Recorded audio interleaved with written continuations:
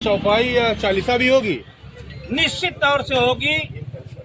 भीम चालीसा है और संविधान चालीसा वास्तव में अमृत चालीसा कहलाएगी, क्योंकि इस शरीर में राम भी आए हैं, कृष्ण भी आए, कबीर साहब आए, रविदास जी आए, बहुत साहब आए, क्योंकि मानव शरीर में आते हैं। क्यों कहा गया घट घट में है साइया, सुनी सेज न कोई, बलिहारी उस घट की जिस घट से प्रकट होए।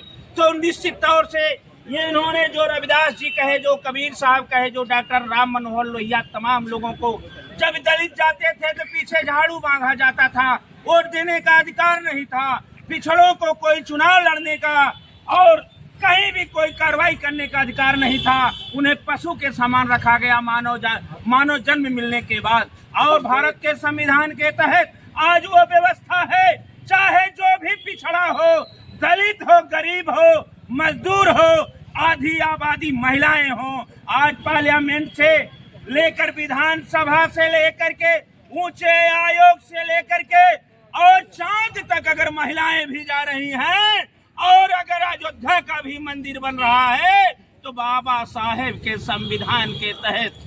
और ये मनुस्मृति वाले लोग आज हमारे भगवान का अपमान किए हैं, ये हिंदुस्तान कतई बर्दाश्त नहीं करेगा। तो आगे आने वाले समय में क्या मंदिर में भी स्थान मिलने वाला है बाबा साहब को? मंदिर वही बाबा साहब का मंदिर तो पार्लियामेंट है, मंदिर तो इनका विधानसभा है, वही मंदिर में जहां बाबा साहब का संविधान ये लोकतंत्र की प्राण वायु है, वही आत्मा, वही जनता ने संविधान के तहत बाबा साहब की मूर्ति उसी मंदिर के अंदर में है।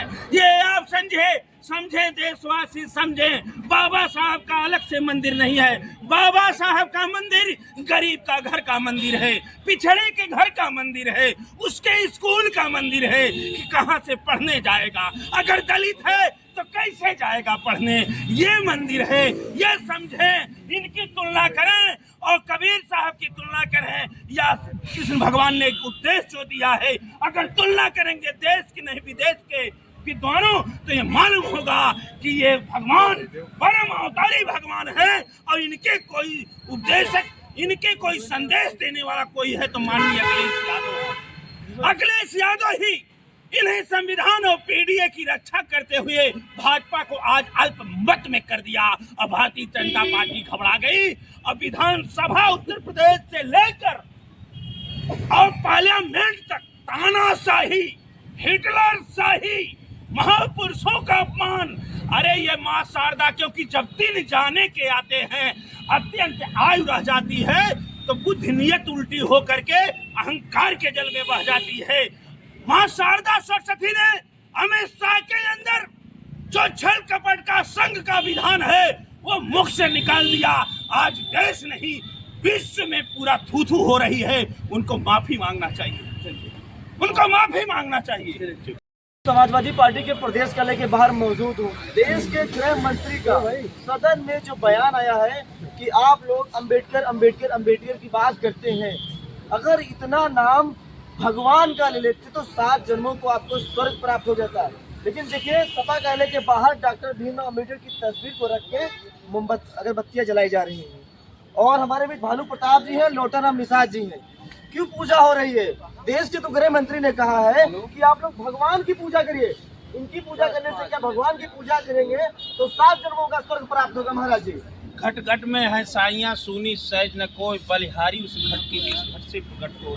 बाबा साहब हमारे संविधान जो दिए दलित पिछड़े दलितों को, दबे कुचले लोगों को, और आज वह संविधान पूर्ण रूप से लागू नहीं हो पाया। कितने जातियों में भी अभी मुकदमा चल रहा है। जिससे भी तुलना की जाए व्यवस्था के लिए, जीने के लिए, रहने के लिए, अगर आज इनका संविधान नहीं होता, चाहे दलित का हो, चाहे पिछड़े का हो, चाहे गरीब का हो, चाहे कोई यहाँ बाबा मुख्यमंत्री बने हैं, चाहे इनको है, संविधान के तहत ही ये मुख्यमंत्री और प्रधानमंत्री बनते हैं। और जब बन गए तो अब एक संघ के विधान, मनुस्मृति के शोध के कारण आज अपमान हो रहा है हमारे बाबा साहब का। इतनी घटिया राजनीति देश जब से आजाद हुआ, जिस तरह से हमारे पार्लियामेंट में विपक्ष की आवाज दबा दे रहे हैं, आज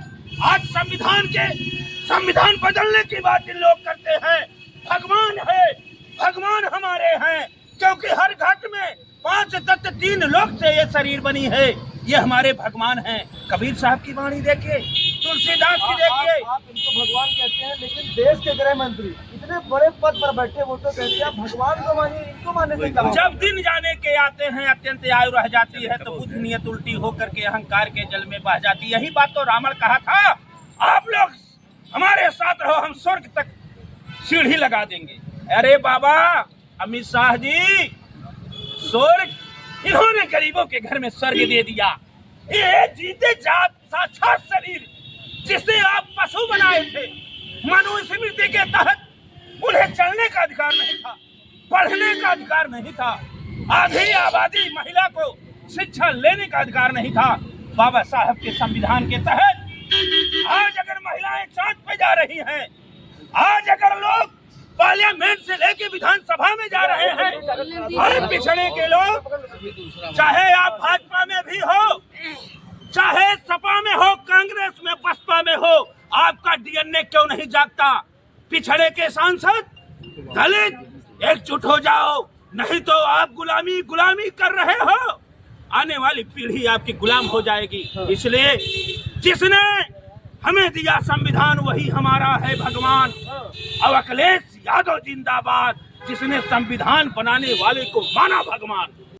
मान करेंगे आप शंकराचार्यों का अपमान अयोध्या में किए, आप हर जगह औरंगजेब से ज्यादा मंदिर तोड़वाया तो भारतीय जनता पार्टी के सरकार में तोड़ी गई।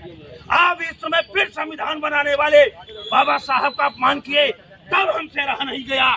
हमारे जैसे लाखों संतों का खून उबल गया है, सब में परिवर्तित है।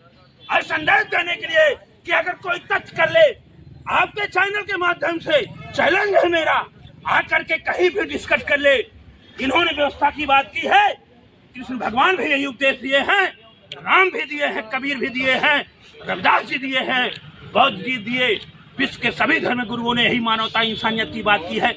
आज जिस तरह से पार्लियामेंट में धक्का मार रहे हो, विधानसभा में अगर कोई हमारा अतुल प्रधान पूछ लेता है झांसी में कैसे बच्चे झुलस गए, तो उठा के उसे बाहर फेंक दिया जाता है। भगवा लिबास में है और अभी आप बाबा साहब की पूजा करें, तभी आप ओम भूर्भुवः स्वः कह रहे थे, और बाबा साहब उसी धर्म को छोड़ के उन्होंने बौद्ध धर्म अपनाया। तो कैसे आप बाबा साहब के अनुयायी हैं जो आप ओम भूर्भुवः स्वः उनकी प्रतिमा पर कर रहे हैं? इसलिए मेरा अधिकार है, मैं भी पिछड़े से आता हूँ, अब बाबा साहब नहीं आते तो मेरा भी कल्याण नहीं होता।